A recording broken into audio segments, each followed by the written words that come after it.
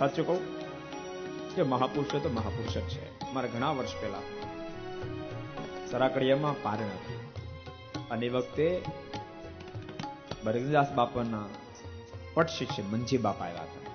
બહુ સજ્જન માણસ છે, એ બધા એનાથી જાણતા છો, દીપ છો. એને પ્રવચન આપ્યું. એમણે સંબોધન કરી સીધી વાત એમ બતાવી, હું બહુ તટસ્થ ભાવથી કહીશ, બહુ સનાતન સત્ય કહીશ. મેં ઘણા બધા દેશોની મુલાકાત લીધી, ઘણા બધા સંપ્રદાયોથી હું વિદિત છું, પણ એક વાત સનાતન સત્ય છે, સ્વામિનારાયણ સંપ્રદાયની અંદર જેટલી વ્યસન મુક્તિ સદાચાર છે એવો દુનિયા મેં ક્યાંય પણ જોયો નથી. ક્યાંય છે. અને હજુ 50 વર્ષ સુધી આ સંપ્રદાય કોઈ ઓવરટેક કરી શકે એના શબ્દો એવો દુનિયાનો કોઈ સંપ્રદાય મને દેખાતો પણ નથી. એનું કોઈ જો કારણ હોય તો આ મહામંત્ર એટલો બળિયો છે, એના પ્રતાપે બાપ વ્યસનો તો જતા રહે, વાસના હોય બળીને ખાક થઈ જાય, વાસના હોય બળીને ખાક થઈ જાય.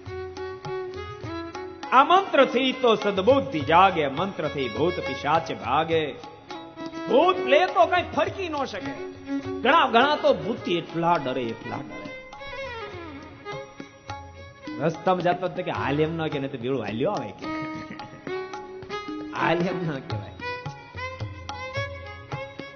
આપણે બગડામ પેલો હાલો જેના હોય સફેદ હારી લેતા જઈએ. એ વળશે ભૂત, એ વળશે આવી શકે. સાચું કહો, ભૂત કોને વળગે ખબર? ભૂત જેવો એને ભૂત વળગે. માણસ જયારે મટી જાય ને, માણસ મટી જાય, ભૂત જેવું જીવન જીવવા માંડે. અનેક વ્યસનો, કુટેવ, કુલક્ષણોથી જીવન જયારે ઘેરાઈ જાય ને, પછી ભૂત પ્રવેશ કરે.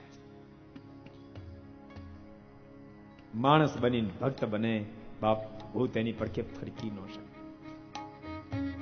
આ મંત્ર જેના મુખથી જ પાય તેના થકી તો તેમાં નાશ જાય. એમના દૂતો પણ જેના મુખ થકી આ નામ જપાતો ત્યાંથી ભાગી છે.